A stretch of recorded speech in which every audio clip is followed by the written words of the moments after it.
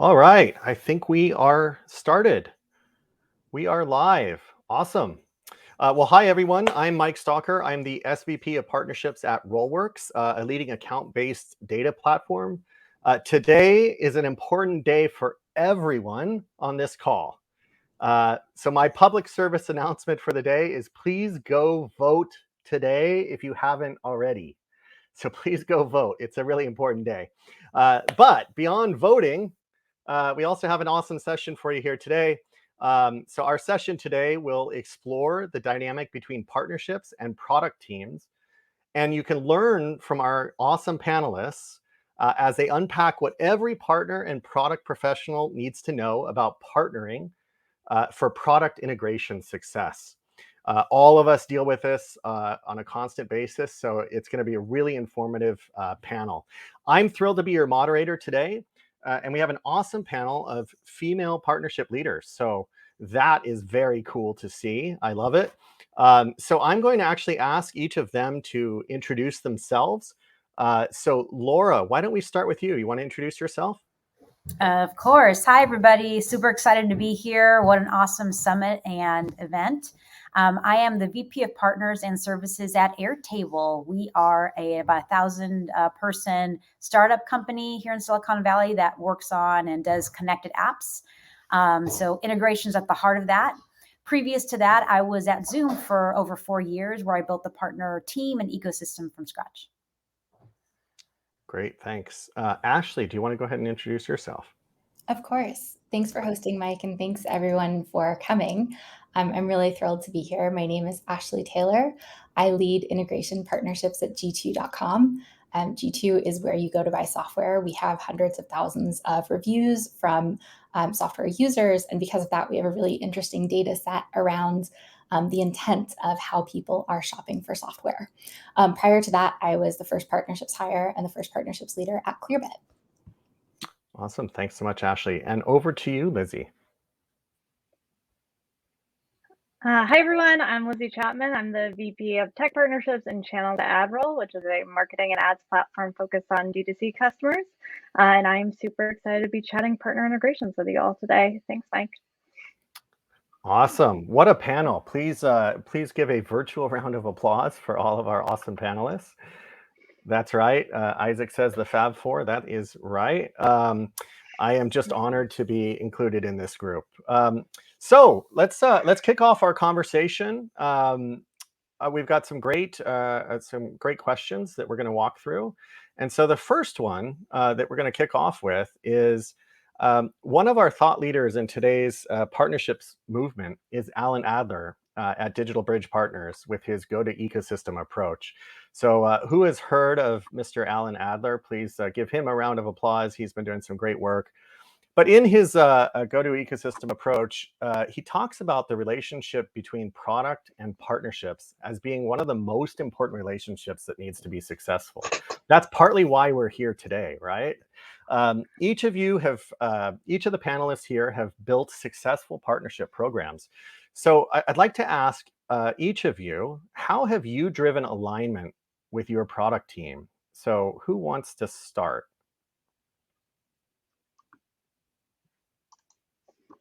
I'm happy to go first. Great. Thanks, Lizzie. Yeah, so I have a few points here. I think the first one is to understand the product team's goal, which really allows me to frame partner integrations in terms of how it increases the value and or adoption of a product to get the product team's buy-in. So when I'm trying to do an integration with, say, a help desk partner like Gorgeous, I talk about the automations that unlocks for customers, the new templated automations that we could build with this data to increase adoption and engagement of the automations product itself. So frame it in their terms. I also try my best to make the product managers' lives easy and quickly get a product contact our partners so that they can directly connect or I can get their questions answered quickly on how to build the integration. And then I try to have a lot of patience for product engineering to build integrations in a way that's something they can replace instead of doing quick one-offs, which allows for similar integrations to become easier down the road. I think lastly, I put a lot of effort into planning together and working through the executive team so that they see partnerships as a growth lever intertwined with product-led growth. so that partner integrations are part of the roadmap planning and not something that needs to be fit in at a later date. So they're kind of my key takeaways for that. Great takeaways. Great takeaways. One thing I love to do, if I can interject, is I actually love to set up a shared Slack channel to allow our product teams to collaborate and ask questions in closer to real time with their counterparts. So Lizzie, that's a great recommendation that I think you had in there. Laura, Ashley, how have you driven alignment with your product team?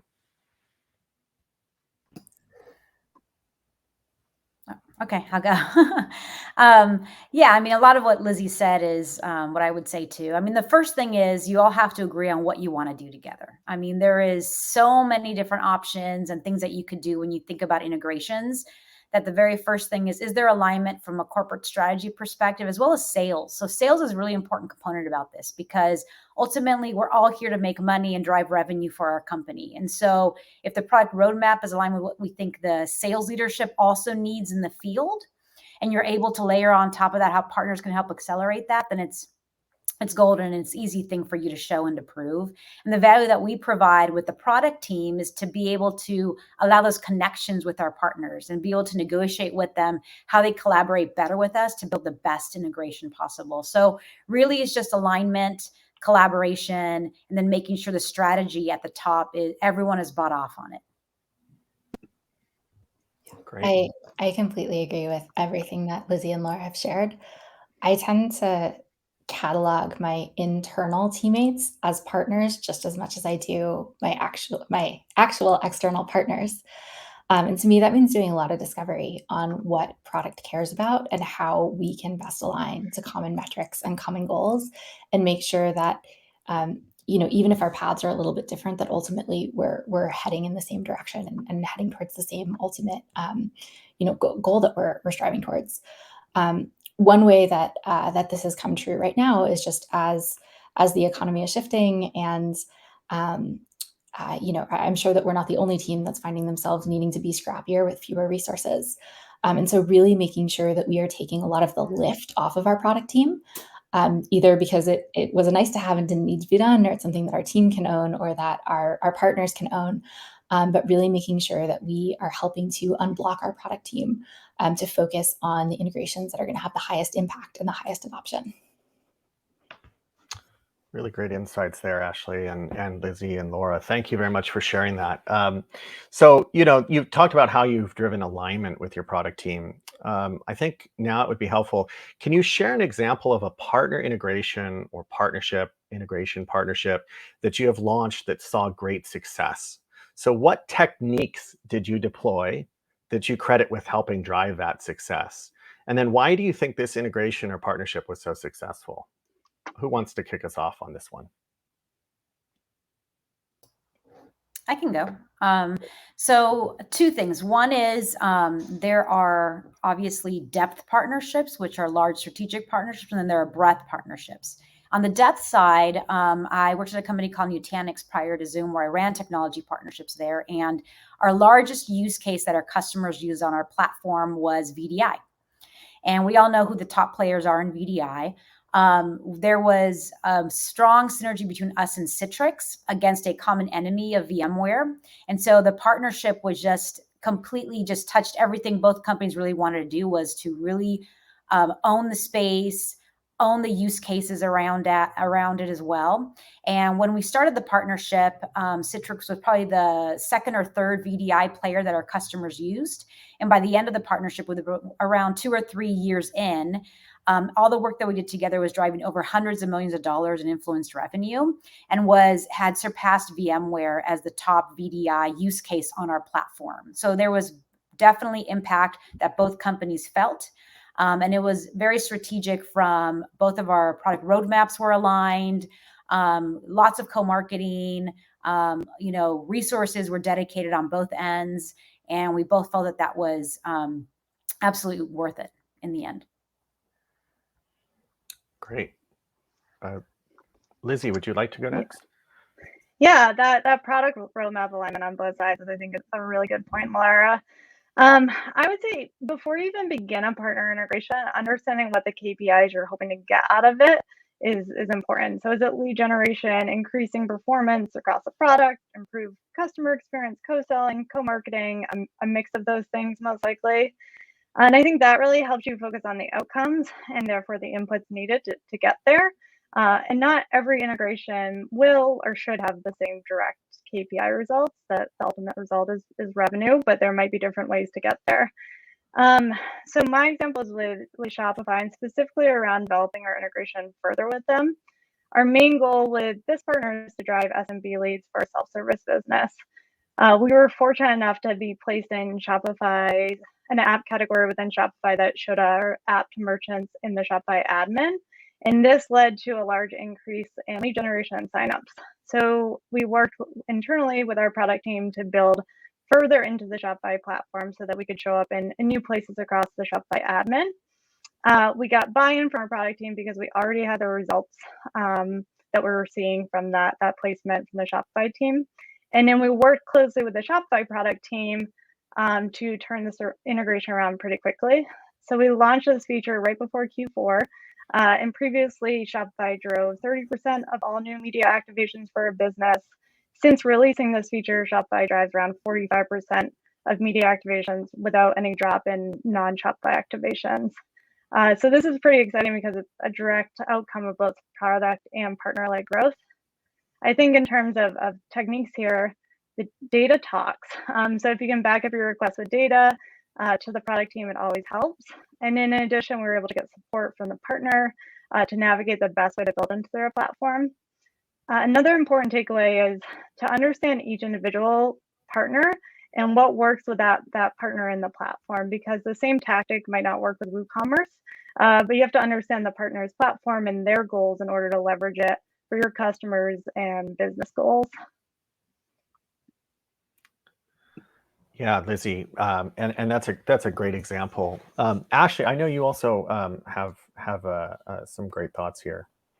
Yeah, I think when I think about successful integrations, I think less about who the specific partner is and more about what we're able to achieve together. So with G2, there are sort of two of the biggest ways that our partners can help make our product even more impactful for our customers. One, the customers who have profiles on G2 want to generate more reviews. And so what are the integrations that we have that can help our customers generate more and more recent reviews to keep their profile fresh and up to date? As well as on the other side, with our intent offering, G2 provides phenomenal data, but how do our customers take action on that? And so we have a whole set of categories of ways that customers can action that data, and it's all through integrations. So our partners are incredibly essential to that story, because with just us alone, it's this sort of data feed. It's like, okay, go have fun. But when we have partners that are hooked up, and Mike, I can shout out Rollworks, since you and I work closely together on this one, that we can allow our customers to actually action the data that they're receiving through these integrations. So I think about sort of the different ways in which our product is made stronger by the integrations that we have. And even in that, like looking at the different impacts, whether that is revenue or stickiness or just overall customer happiness, that comes from each of those. Wonderful, Ashley. That's really nice. There's been some great comments that came through. I really appreciate the shout out on our integration and partnership that we've built. G2 has some wonderful data, and tying that to account-based platforms is really powerful. So thank you for that shout out. So we've got such an experienced and knowledgeable panel here. What is that one thing that you'd like to share with other partner leaders who are trying to build their integration / product / partnership strategy? What's that one thing that you want to share with other partner leaders that are listening today? Who wants to kick us off with their piece of advice? I can jump in on this one. I think when we hear the phrase and the name of this panel, integrations everywhere, it sort of conjures this image of someone like a Salesforce or a HubSpot, where there are thousands of possible integrations that you can use.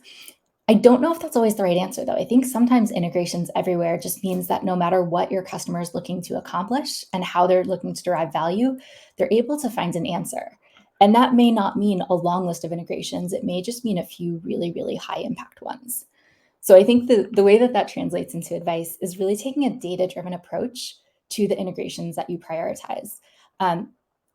Tools like Crossbeam get talked about a lot, where you can look at your overlap. But what about starting one step even higher in the funnel, where you're using technographics to inform who you're even looking at on Crossbeam? And then really like getting focused on what the overlaps from a technographic source, from Crossbeam look like. Understanding kind of what the risk of an integration might be. For example, is there a way that a customer can access this with a workaround? If we push data into Salesforce and a partner reads data from Salesforce, do we need an integration, or can a customer get everything that they need from that? And that could go either way. More research is kind of required there. Interviewing partners of the prospective partner to understand what their experience has been like and what expectations should be. And really, ultimately, as you're thinking about what integrations to pursue, getting the most holistic picture possible, so that when you go to your product team and you talk about the alignment that we all sort of covered on the first question, we can have a really well-informed discussion about what makes the most sense. And if we build this and if we support it, are our customers going to care? Is it going to make a difference and have an impact? Really, really great insights there, Ashley. Prioritization comes up all the time. Having that really nailed is such an important piece of advice. Thank you. Laura, did you want to maybe go next on this one? Yeah. So one thing to think about is where your company is at also in its maturity cycle, right? So if you're a startup with limited resources and you're thinking through, it's probably a little different than if you're a more mature company and bigger and what you're trying to achieve. And so again, you have to also look at where you're at in your company cycle and what you're trying to do. So if we're thinking about startups today, then usually resources are limited, and you're going to think about which use cases are the ones that are going to impact, again, sales and your adoption curve and your different focus areas and use cases more. However, what I'd like to do is I do like to think of it from, and those what I would call our depth partnerships are the ones where you're going to build yourselves, right? So I know I want to, for example, partner with Microsoft because most of my customers use Microsoft and I want the integration with them, for example, the big guys. You're going to have to build those yourselves. But I always start also talking to the product teams around the breadth partnerships too. And why those are important is that really is going to help provide you this large community of partners. If you can build an API set, toolkits, and a community around them and let them self-service, what you're going to find is this huge community that's just going to explode around your product. And sure, one of those may not have a big impact, but in aggregate, all of those different companies will have a huge impact on everything from your brand and sales ultimately. And so I like to always segment things into kind of which ones are the most important depth partnerships that we need, that we have to resource. We're going to have to build those ourselves probably. And then the breadth partnerships where we work with the product teams around how are we going to build a large API and SDK set and toolkits that partners can self-service. And then we prioritize which ones we want to use that, and we go after those as well. So I usually segment my team to go after different types of partners, as well as we build the roadmap with the product team as to which one of those goes first as well. And again, that also is impacted by where you're at in your maturity cycle as a company. Yeah, I think that's great. Yeah, I think we're touching on like tactics and strategy here, which is great and needed. I want to take something that Ashley said, and when I think about integrations everywhere, I think about how partner integrations touch every team at AdRoll, whether it's sales, customer success, product engineering, operations, marketing. Everyone needs to get involved to make it successful. So one thing I think is often overlooked is how to get people excited about partner integrations. And I think there's a lot of ways to do that, but a few that I've seen work is I recently built a vision that included our product and engineering perspective of tech partner integrations within it. And I got the product team involved in building it and owning the same vision. Product managers generally like doing and testing new things and seeing the bigger picture. So involving them in that gets them excited for your collective partner vision.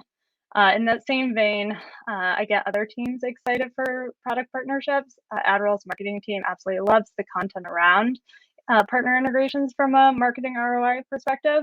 So they are in full alignment to make it a priority as well. So really figure out which teams product partnerships can help and get them to see the value and get them promoting it for you as well.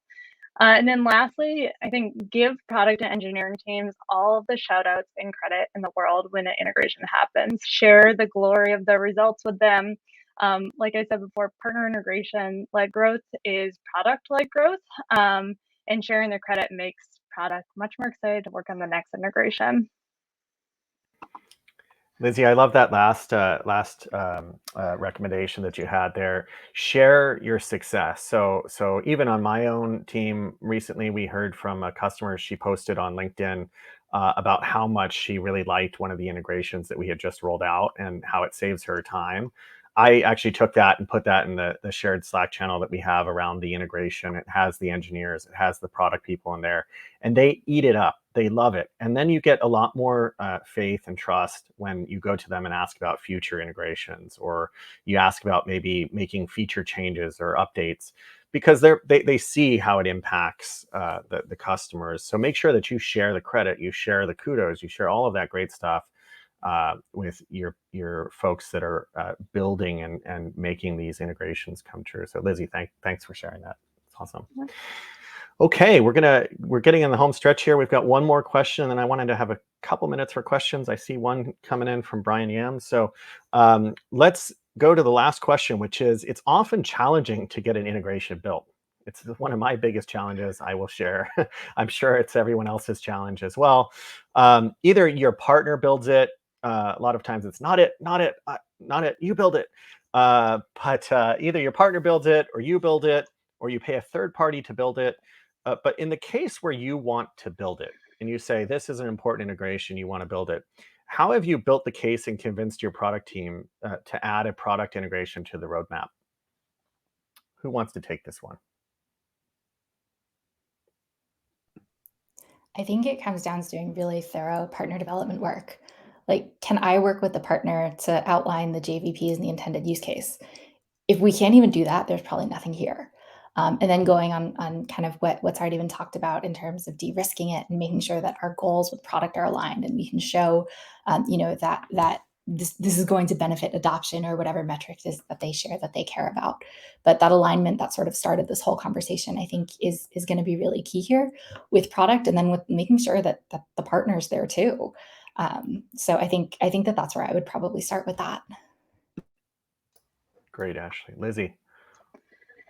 Yeah, I think, to doubling down on a point that I think we keep mentioning, it's a data-driven approach. The way that I've handled this is by making a partner integration scoring system for prioritization that includes things like cross-beam data to see what the overlap of potential new customer opportunity is. Look at product value. What does this increase in terms of product adoption or growth?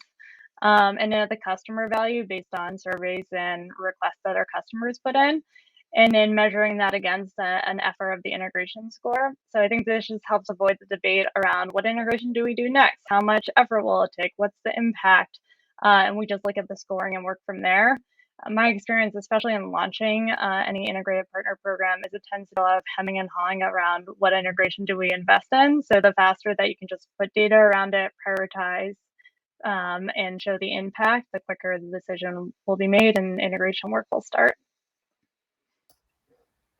Laura? This one is, and I've talked about it already, but this one is definitely one you have to partner with sales. I mean, that is going to be a huge way that you're going to be able to show why we should invest here.